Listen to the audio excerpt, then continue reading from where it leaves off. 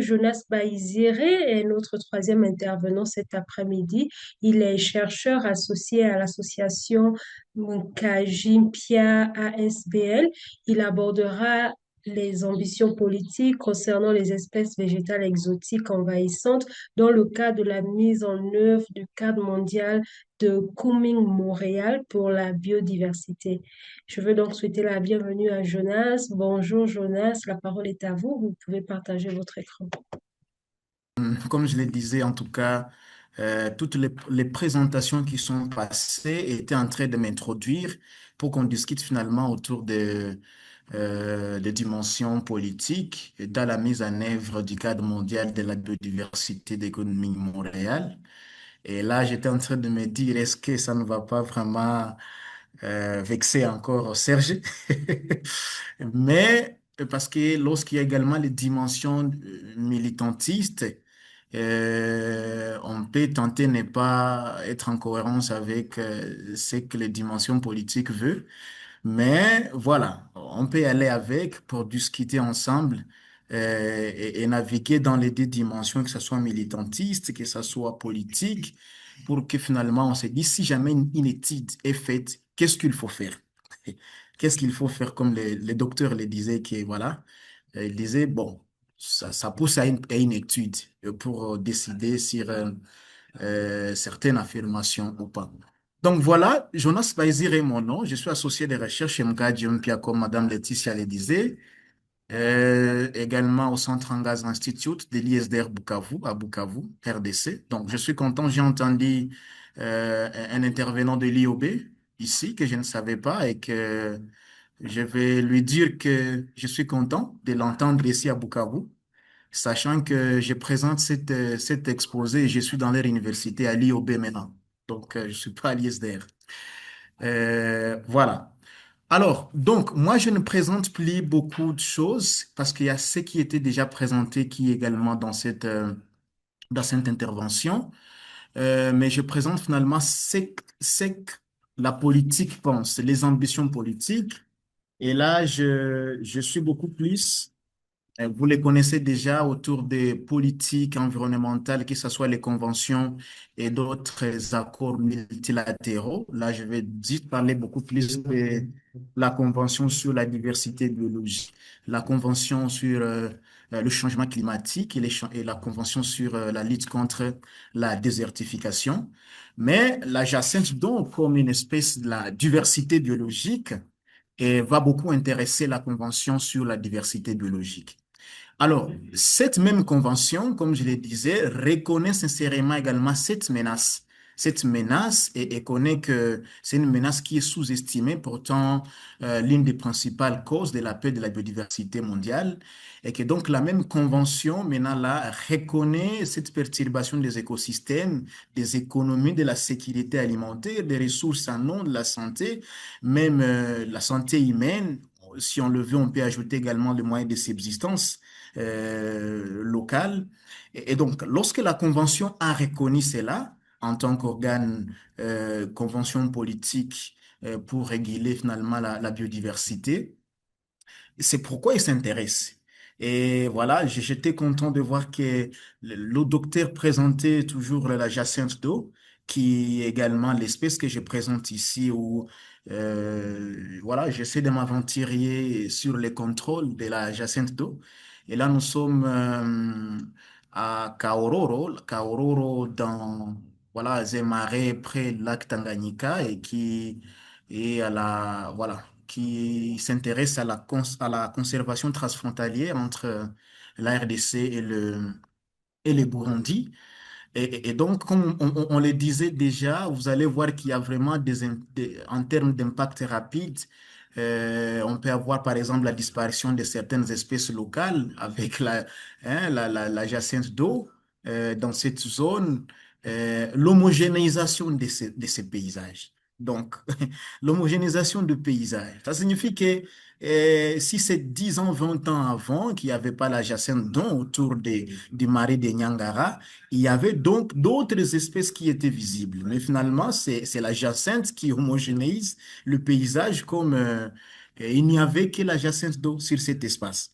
Et comme le disait déjà, la modification des cycles écologiques, la réduction des habitats, que ce soit euh, d'autres habitats et que donc comprenez que la Convention sur la diversité biologique comprend et ne sous-estime pas vraiment c'est que ces plantes ou d'autres espèces évasives et envahissantes causent sur la biodiversité. Alors, tous ces impacts écologiques réorganisent et également les pratiques socio-économiques des communautés affectées par les plantes évasives envahissantes. Donc, ça ne touche pas seulement la biodiversité, mais ça touche directement le moyen de subsistance locale, comme le disait déjà le docteur. Et là, nous sommes dans la dimension économique. Nous sommes là dans la dimension économique et que donc, c'est pas seulement voir les choses dans l'aspect, dans la dimension écologique, mais voir également la dimension économique et comment cela affecte les économies des États de population dans son ensemble. Alors, comment finalement la politique ou la gouvernance mondiale va s'intéresser autour de ces plantes évasives envahissantes? Déjà, à partir de la Convention des Ramsar, euh, et- on s'intéressait déjà à la question pour voir comment intégrer la question des préventions et la surveillance et les contrôles. Et là, je mets un peu l'éradication, mais comme le disait le docteur, l'éradication n'est pas vraiment le concept le plus utilisé autour des plantes ou des espèces évasives envahissantes parce que, comme le disait Sébastien, bien sûr, c'est Serge plutôt, voilà, c'est une espèce, ce sont des espèces également faisant partie de la même biodiversité. Mais on a martelé beaucoup plus sur la prévention, la surveillance et les contrôles lorsque finalement il y en a. Et dans ce sens-là, donc la Convention des Ramsar s'y intéressait déjà et c'est comme ça beaucoup plus autour des zones humides qui aujourd'hui qualifiées des zones Ramsar.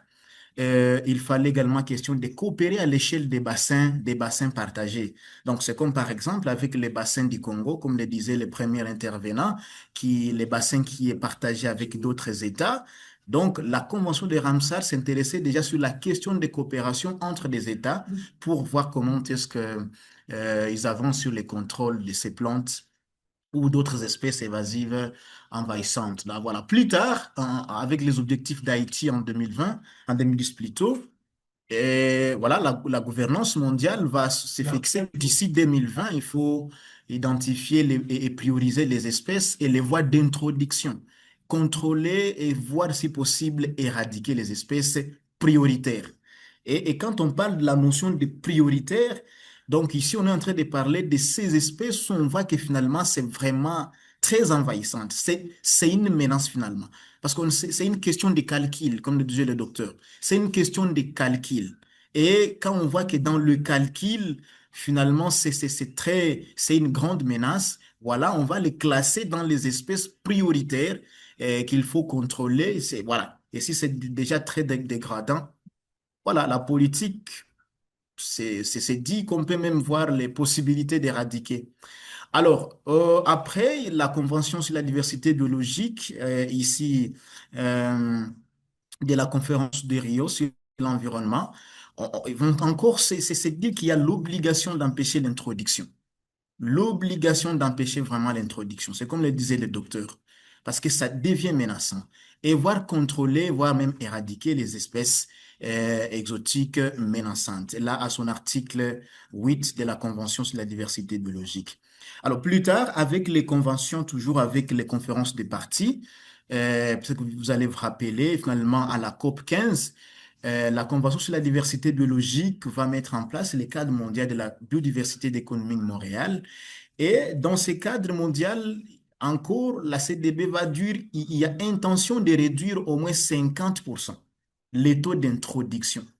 Et que les taux d'introduction qu'établissent ces espèces évasives envahissantes, donc d'ici 2030.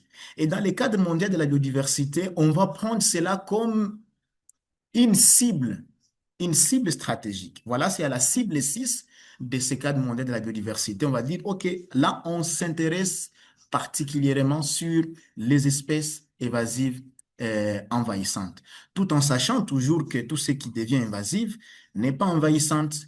Comme le disaient les docteurs, il y a beaucoup de facteurs pour que ça puisse être classé déjà d'envahissante. Donc voilà un peu que donc ces plantes évasives et envahissantes, c'est aussi une priorité internationale. C'est pas vraiment seulement une question localisée, mais la gouvernance mondiale s'y intéresse. Et donc c'est comme ça avec déjà, comme vous pouvez voir, ceux qui visitent l'IPB, euh, et qui fournit les données sur la biodiversité. Et l'IPB va finalement donner les ambitions politiques. Dans les ambitions politiques, comme on peut voir dans ces documents ici de l'IPBES, c'est disponible également sur le site de l'IPBES, téléchargeable. Ici, c'est autour de la dimension de prévention, comme le disait, et la détection précoce. Donc, quand il y en a, il faut là, finalement les systèmes d'alerte précoce, que non, voilà, il y a une espèce qui est en train d'être introduite dans telle ou telle autre zone, mais finalement, comment il faut, qu'est-ce qu'il faut, et essayons de voir comment nous allons gérer les bases de données. Comme le disait déjà, voilà, les collègues, je disais, qui est de l'IOB, qui parlait de la base de données, d'une étude qui présente sur Bukavu depuis 2017. Voilà, donc cela intéresse le politique environnemental. Et en cas de présence, s'il fait l'éradication rapide ou confiner l'espace, tout ça, et s'intéresse beaucoup plus sur la coopération. La coopération qui intervient également dans les partages des données et appuyer la recherche ainsi que le financement, parce que ça fait partie des soucis qui existent. Voilà. Qu'est-ce qui va se dire finalement? Parce qu'il s'agit de l'enjeu global d'une gouvernance mondiale, mais avec la Convention, ici, on va exiger aux États, aux partis à la Convention, de mettre cela, ces priorités également dans leur stratégie et dans leur stratégie nationale. C'est comme ça que, par exemple, pour la mise en œuvre du cadre mondial de la biodiversité, chaque pays, chaque parti est invité à mettre en place des stratégies et plans d'action nationaux pour la biodiversité. Et là, c'est cette image que je donne comme juste à titre exemplatif pour la RDC qui, en 2025, a mis en place sa stratégie et plan d'action nationaux pour la biodiversité d'ici 2025 jusqu'en 2030. Et dans l'ESPA-NB pour la RDC, ils vont encore se fixer comme objectif, à l'objectif national 6, toujours la prévention et contrôle des espèces exotiques envahissantes connues ou les potentiels. Voilà, ou potentiels. Parce qu'en fait, il y a ceux qui sont connus et ceux qui ne sont pas encore connus. Et pour qu'ils soient connus ou qualifiés de tels, c'est tout ce que les docteurs disaient, il faut voir tous ces facteurs-là pour les qualifier qui deviennent envahissantes. Je pense que je suis en train d'insister également sur la façon même la politique prend les choses. Donc, la politique, tu vois, vous allez voir ici que c'est toujours sur la prévention et le contrôle. C'est pas beaucoup plus dans l'éradication. Bien que lorsqu'on les classe des prioritaires très menaçantes, qu'on pourrait finalement les dire que non, non, bon, quand c'est trop, il faut peut-être penser maintenant à l'éradication. Mais la gouvernance pense toujours à la prévention et les contrôles. Il n'est pas vraiment très radical pour dire que non, non, il faut maintenant finalement éliminer toutes les espèces évasives ou, voilà, ou envahissantes, sachant donc, reconnaissant le rôle que ces espèces jouent toujours dans la régulation des écosystèmes. Donc voilà, comme le disaient déjà les prédécesseurs, et c'est comme ça qu'on va quand même encourager, soit les contrôles qui soient mécaniques pour venir à parvenir à arracher, ou soit couper quand il y a déjà la présence. On va penser toujours au contrôle biologique, le docteur en disait, à une nouvelle introduction des ennemis naturels, mais dans les discussions, on venait de voir que dans les contrôles biologiques comme ça, pour l'introduction d'autres espèces, cela demande également d'autres études. On va décider qu'il faut introduire des ennemis pour que demain, après une année, 2 ans, 3 ans, 4 ans, les ennemis, là qu'on pensait des ennemis, ne deviennent pas les grands colonisateurs, plus que l'espèce qui était déjà qualifiée d'envahissante. Voilà, il y a aussi les contrôles chimiques, comme le disait le docteur, mais qui n'est pas vraiment très encouragé. Et c'est comme ça, dans la gouvernance environnementale, on va dire l'utilisation vraiment raisonnée. Et raisonnée parce que, voilà, finalement, les contrôles chimiques ont finalement d'autres conséquences sur la biodiversité.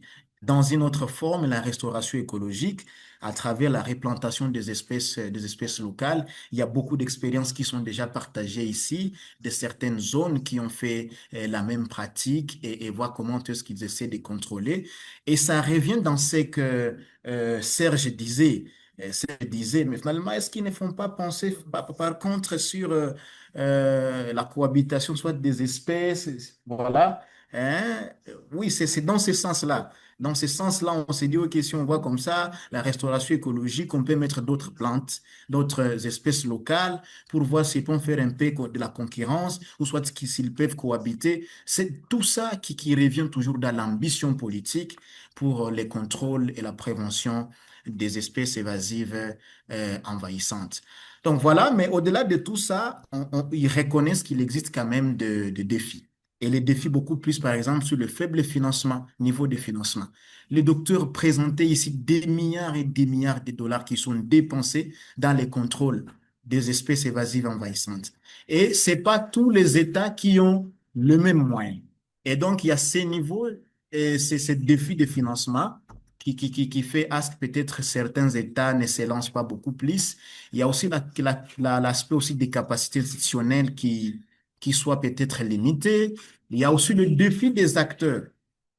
Il y a aussi les défis ou des conflits des acteurs plutôt, donc voilà, et qui peuvent introduire sciemment et que les conflits aussi restent vraiment des défis dans les contrôles et la prévention des non, non, des espèces évasives envahissantes. Je pense que ça c'est beaucoup plus africain pour ne pas vraiment, je ne particularise pas sur l'Afrique, mais je suis en train de voir avec la dynamique des conflits. Mais voilà, il y a aussi la question des commerces internationaux. Les commerces internationaux continuent à prendre de l'espace et que si finalement c'est la jacente d'eau qui est demandée au marché international dans telle zone ou telle autre zone, voilà, les grands commerçants innovent, ils vont mettre en place des stratégies toujours pour que l'élément demandé puisse être transféré, puisse être introduit. Donc voilà, ils vont naviguer dans tout ça. Et voilà, il y a également la question du changement climatique qui reste également un défi. Le docteur en a parlé, que l'évasive envahissante ne devient pas envahissante de soi-même.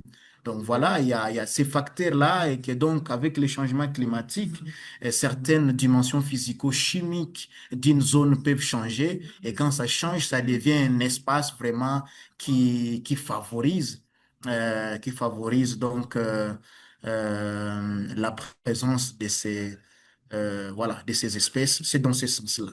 Donc voilà un peu l'idée que je voulais partager avec vous, une petite notion autour de l'ambition de la gouvernance mondiale dans la prévention et contrôle des espèces évasives envahissantes. Voilà, merci.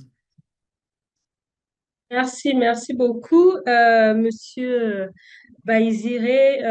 Et comme vous pouvez le voir par tous les applaudissements, c'était vraiment une présentation très, très informative. Merci. Nous allons donc passer maintenant à une session questions-réponses qui peut être plus large puisque c'est notre dernier intervenant. Je vais donc donner la parole à Monsieur Jérôme Ebouy. Avant qu'il ne prenne la parole, je vais lire la question qui est dans le chat, qui n'a pas encore été répondue. C'est les plantes envahissantes sont-elles la crise écologique silencieuse de l'Afrique? Je pense que ces présentations ont répondu à la question, mais comme elle est dans le chat, l'un des experts ici présents peut y répondre.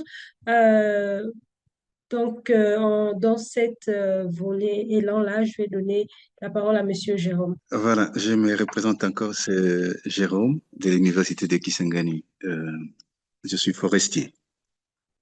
Alors, j'ai apprécié toutes les intervenants, tous les trois, et aussi les questions de mes collègues qui sont de part et d'autre dans différents pays. Alors, moi, c'est la question qui a été posée par un des intervenants de ce matin qui mettait l'accent sur l'importance, donc les impacts euh, positifs des plantes exotiques et envahissantes.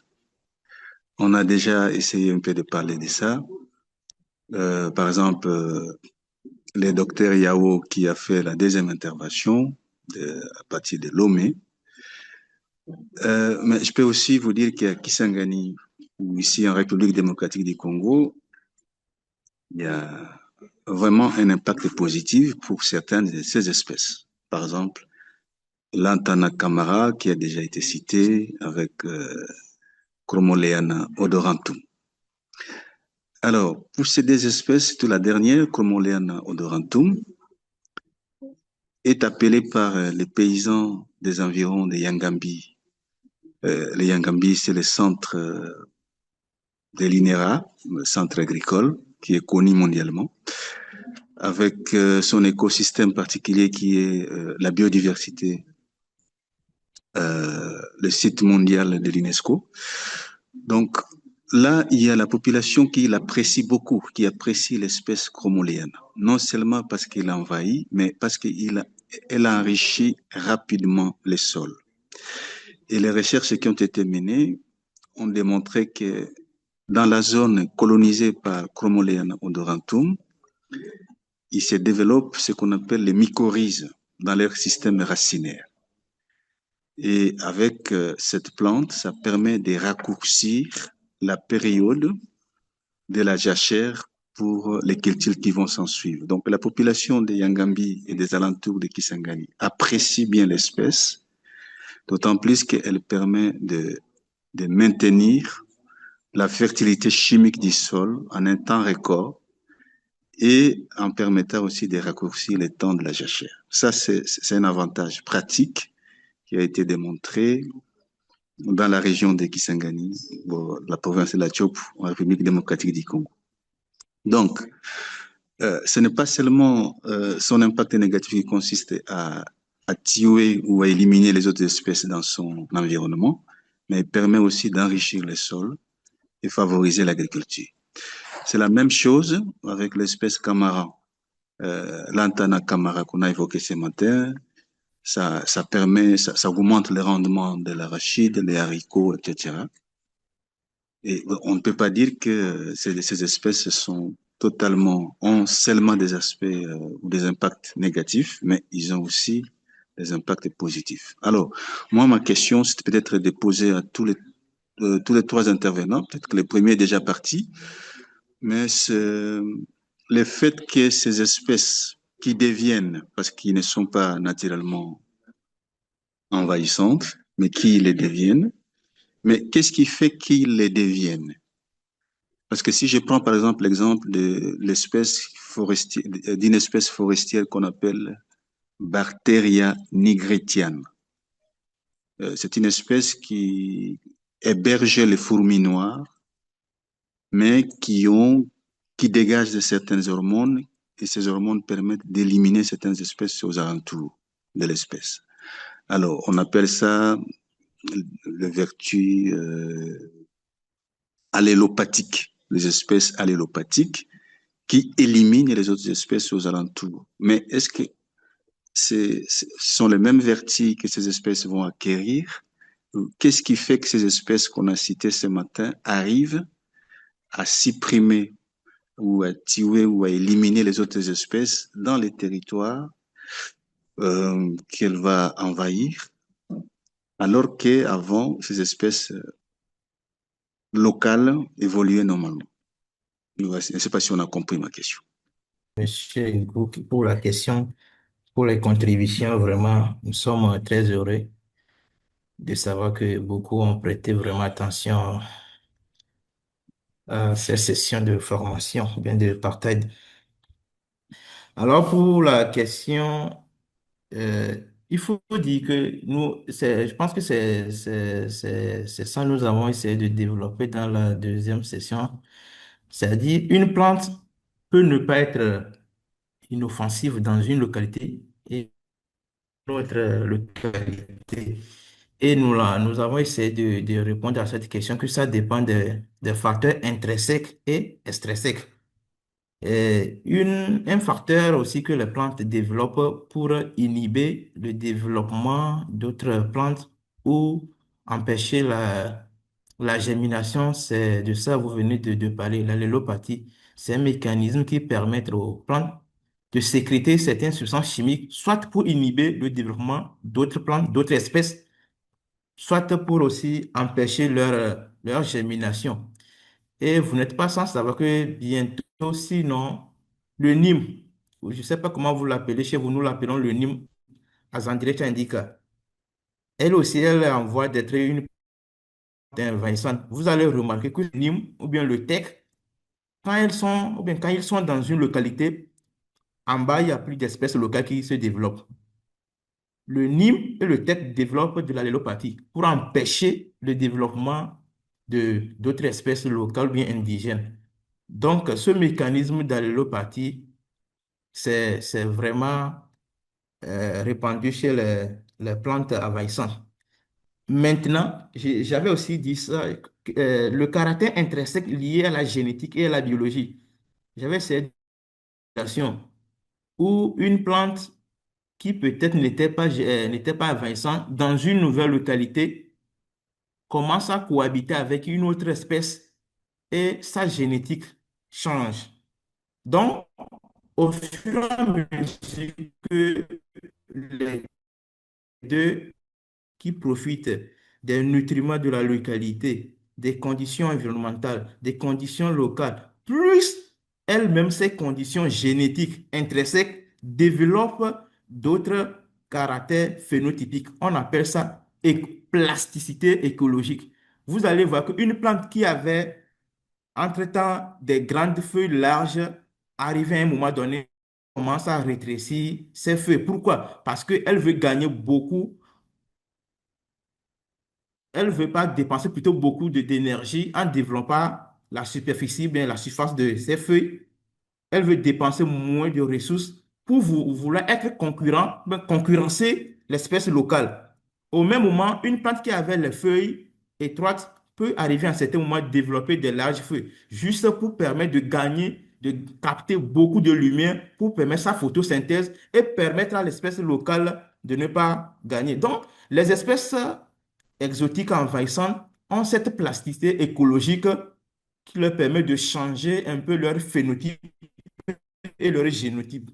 Donc, c'est au fur et à mesure qu'elles sont en présence ou bien en cohabitation avec des espèces qu'elles développent ces plasticités écologiques et l'allélopathie. Merci, madame. Ok, merci. Et l'autre question, c'était les plantes envahissantes sont-elles la crise écologique silencieuse de l'Afrique? C'est Gervais Yad qui pose cette question. Oui, bien sûr, bien sûr, bien sûr, c'est une crise, ce n'est plus à démontrer.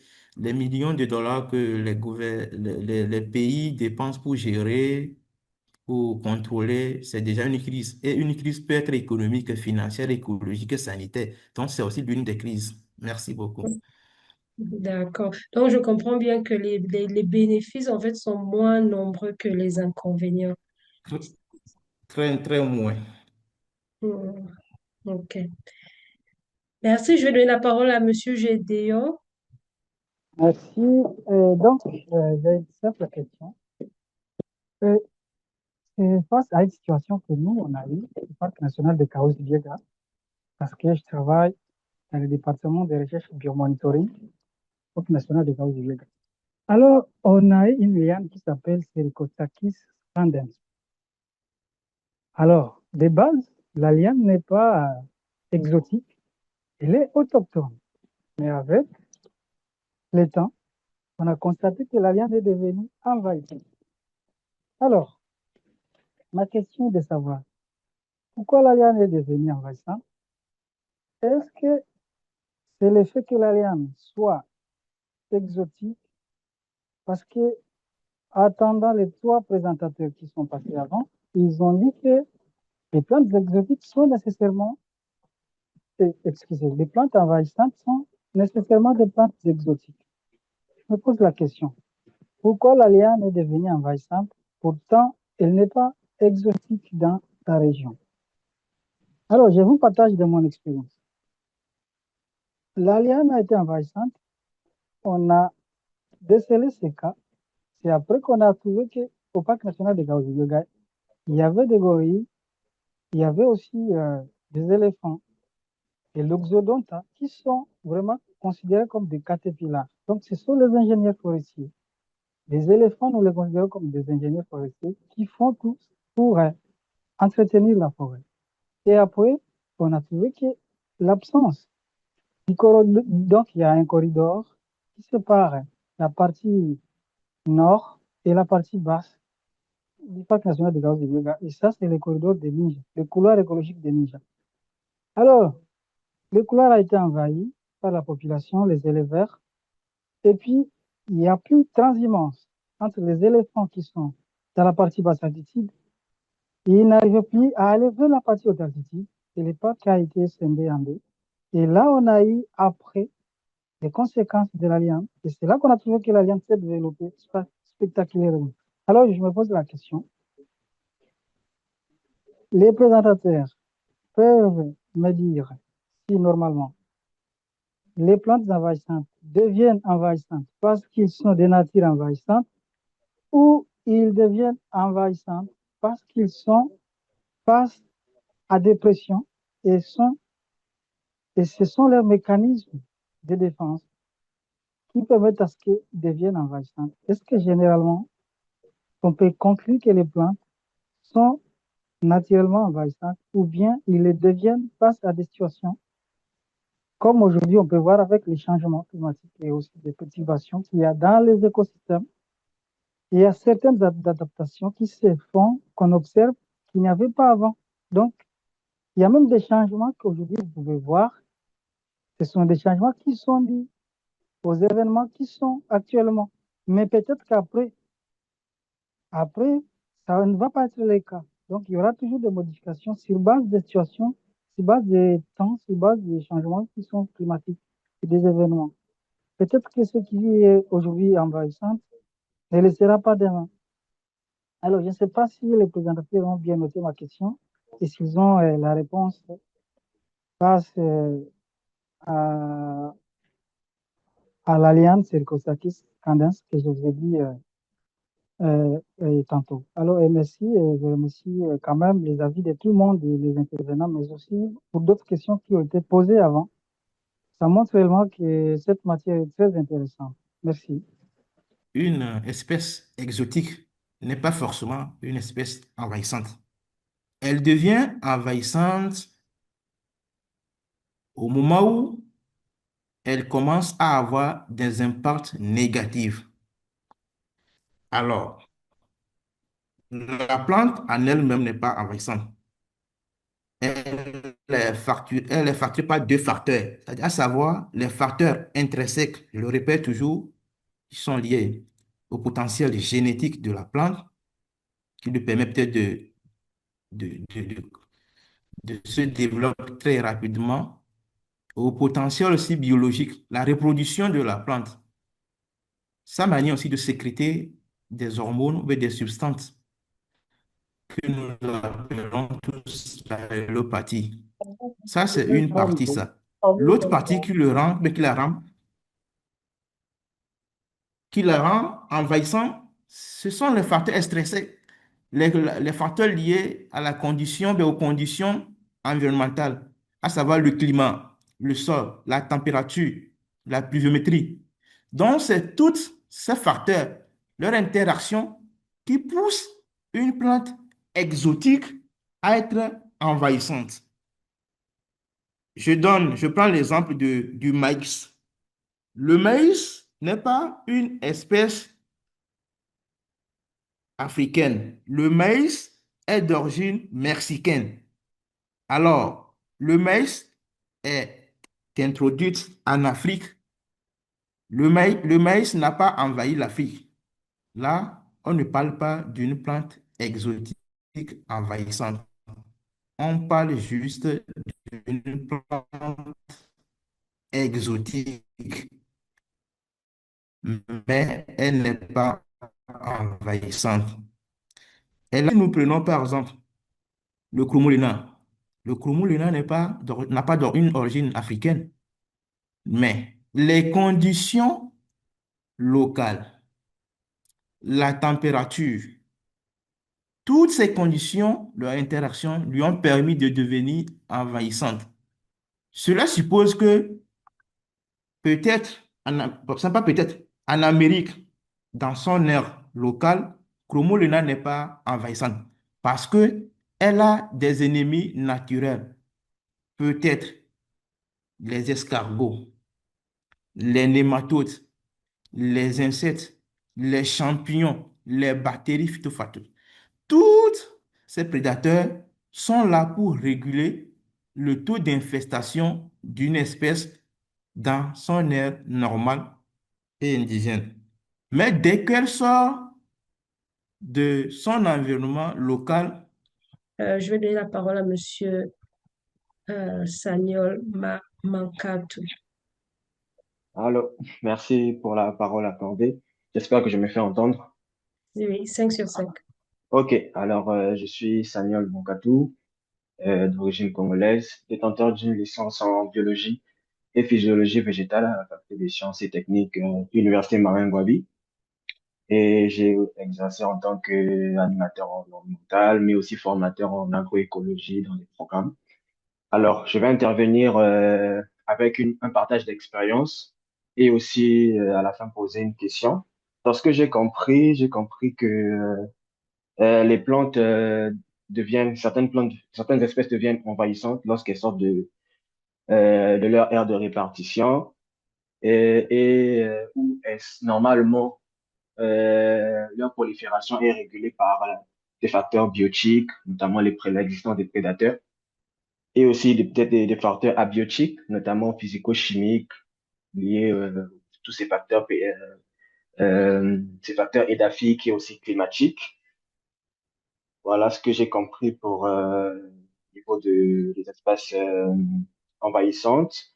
Et je vais rebondir sur l'intervention de Monsieur Serge Tchibangu, qui orientait la discussion envers une approche et qui proposait de mettre l'accent sur une approche de gestion intégrée de la biodiversité dans le cadre de la valorisation plutôt de ces espèces-là qui sont dites envahissantes.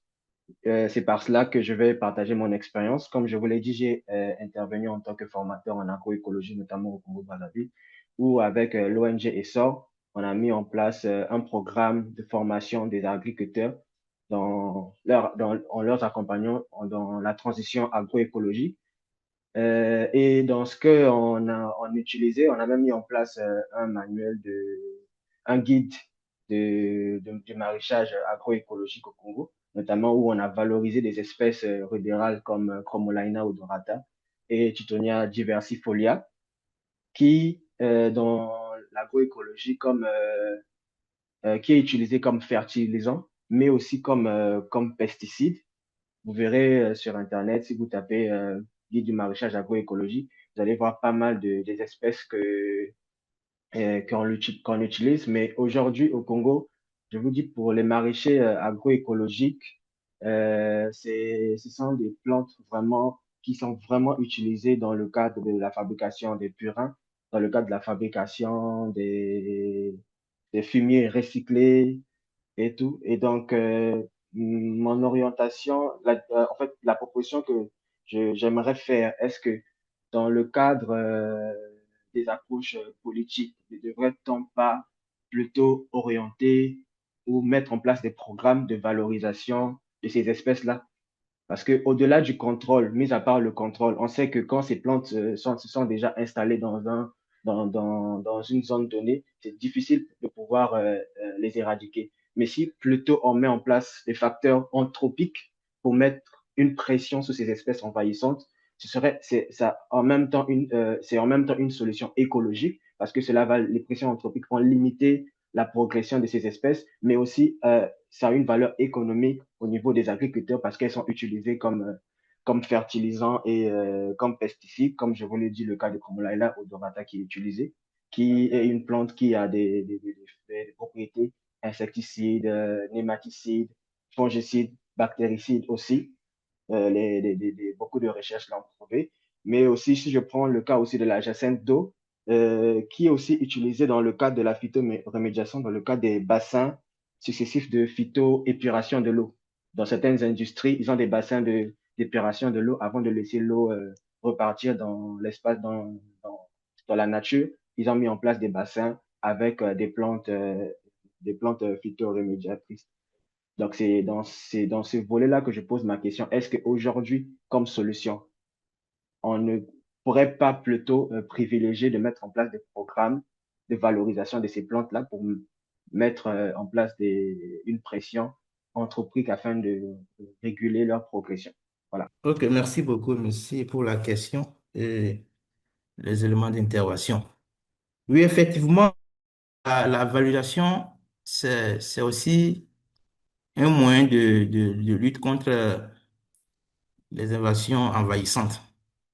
Mais ce n'est pas pour autant que nous allons encourager les invasions pour essayer de les valoriser.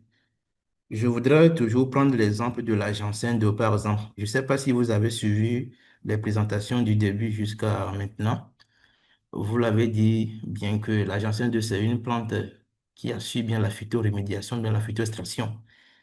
Donc, entre-temps, ce qui veut dire que la Janssen qui a bioaccumulé les métaux lourds, le zinc, le cadmium, qui sont extrêmement dangereux pour la santé, très toxiques, cancérigènes. Donc, ce qui veut dire qu'entre-temps, la Janssen qui a prélevé tout dans l'eau a bioaccumulé ça. Vous prenez ça pour valoriser, pour faire du compost. Ce qui veut dire que vous avez juste déplacé les métaux d'un lieu à un autre lieu. Donc, bien sûr que il y a beaucoup de recherches que nous avons aussi fait qui permettent de valoriser la Janssen d'eau d'une manière pour peut-être réduire la toxicité. Alors, le fait d'encourager les programmes de valorisation, c'est une bonne chose, mais ce n'est pas du tout rentable. Je vous donne un exemple. Je prends toujours la Janssen d'eau. La Janssen d'eau, c'est une plante qui contient plus de 95% de l'eau. Ah, vous allez prendre un bateau, ou bien vous allez louer la main-d'œuvre pour aller récolter la Janssen d'eau sur une lagune. Déjà, vous courez le risque de pousser les gens à rentrer dans l'eau. Dans ces gens d'eau, il y a des, des, des serpents, d'autres choses qui peuvent peut-être mordre les gens. Quand bien que vous pensez que vous êtes en train de créer de l'emploi pour les riverains, il y a beaucoup d'autres facteurs derrière. Donc, je pense que nous, les chercheurs, non seulement que nous allons peut-être être des chercheurs, mais nous allons aussi avoir cette vision d'entrepreneur. OK, est-ce que ce que je suis en train de faire, ça respecte les trois dimensions des ODD, la dimension environnementale, la dimension écologique et la dimension sociale. Voilà que vous poussez le papa de quelqu'un d'aller vous récolter la Janssen dessus l'eau. Parce que vous prétendez que nous sommes en train de promouvoir un programme de valorisation au lieu de le papa, il est dans l'eau, il se noie. Il perd sa vie. On ne le souhaite pas, il perd sa vie. Là, vous n'avez pas du tout respecté la dimension sociale. Vous voyez juste votre dimension économique.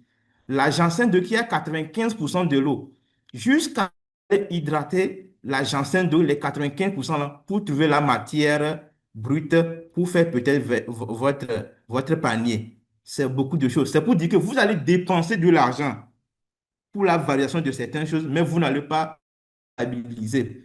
Donc voilà pourquoi je rejoins un peu le côté de M. Serge où c'est une valorisation ou bien bon, une gestion intégrée où il faut peut-être en certains moments soit faire une gestion biologique, écologique, chimique.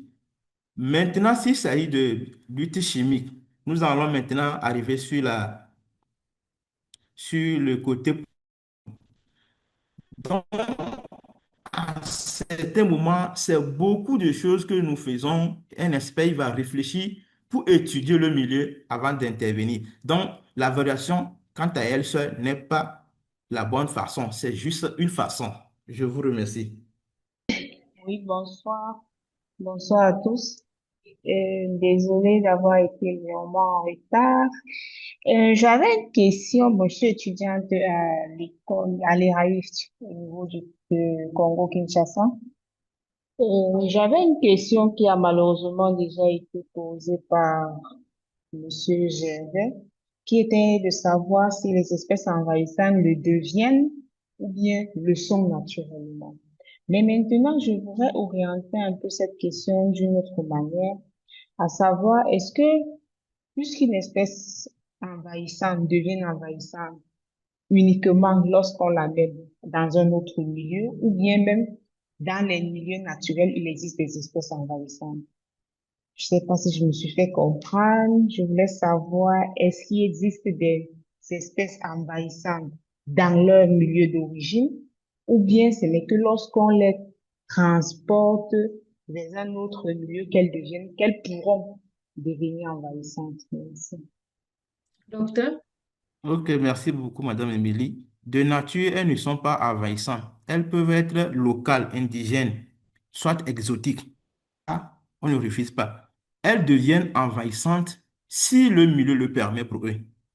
Alors, avec l'avènement du changement, le climat qui est changeant et avec peut-être la recherche qui est vraiment évolutive, ça peut arriver à un moment où peut-être une espèce locale peut devenir envahissante. Pourquoi? Parce qu'il y a peut-être un changement génétique avec la cohabitation des espèces avec lesquelles elles vivent. Donc, pour le moment, une espèce exotique n'est pas forcément envahissante. Elle devient envahissante si les facteurs lui permettent d'ajouter à ses potentiels intrinsèques. Je voudrais que nous retenions ces deux intrinsèques et esthétiques. Ce sont deux choses qui marchent de pair. Merci beaucoup. On dit souvent qu'une espèce locale ou indigène est intéressante parce que dans son aire locale, ces espèces ont souvent des ennemis locaux, des ennemis locaux plutôt, c'est-à-dire des ennemis, des insectes, des champions qui régulent souvent leur évolution. Comme nous l'avons dit, le souci n'est pas d'éradiquer, n'est pas d'enlever une espèce, c'est de le contrôler. Puisque même une espèce qui est dans son milieu ou dans le milieu joue s'il est sous le seuil d'invasion. Merci beaucoup. Que je voudrais être édifié sur les mesures incitatives ou réglementaires qui permettent de faire la préservation de la biodiversité d'être un pilier central de la gestion des risques environnementaux. Euh, Monsieur Jonas qui avait fait cette présentation, bon, je sais pas, c'est comme s'il était, je sais pas si seulement s'il était là, il allait pouvoir nous répondre à cette question, surtout sur la réglementation. Je suis agronome de formation. J'avoue que pour cette question, je n'ai pas vraiment d'éléments de réponse, surtout concernant les réglementations nationales, les réglementations plutôt nationales ou internationales. Mais ce que je peux dire en tant qu'agronome ou bien en tant qu'environnementaliste, c'est peut-être de mettre en place dans les pays des politiques de reboisement, des politiques de surveillance. Donc, voilà un peu ce que je peux dire du côté agronomique. Mais pour que ça soit pour le côté, les codes pénals, pour ça, je ne saurais vraiment répondre. Je voudrais vous remercier pour ça. Merci. Ah, ok, d'accord. Merci beaucoup, docteur. Est-ce que vous pouvez donner peut-être un mot de fin avant qu'on ne se sépare? Merci beaucoup. D'abord, je voudrais vous remercier, remercier tous nos partenaires. Je voudrais que saisissons ces opportunités, mais ces moments de partage pour aussi augmenter nos connaissances sur certaines thématiques spécifiques. Et je voudrais nous recommander des ambassadeurs un peu là où nous sommes. Euh, un peu, comment on le dit, un petit grain de sel. On ne peut pas tout faire en même temps. Mais en tant qu'ambassadeur, si vous trouvez certaines choses, vous pouvez dire, ah, ça, on ne doit pas faire. Voilà, c'est ça qui va causer un problème plus tard. Parce que vous allez penser introduire une petite espèce aujourd'hui, 3 ans, 5 ans, 10 ans après, ça va devenir une espèce envahissante. Donc, en tant que peut-être expert dans le domaine, ce que je pourrais nous dire, c'est d'être des ambassadeurs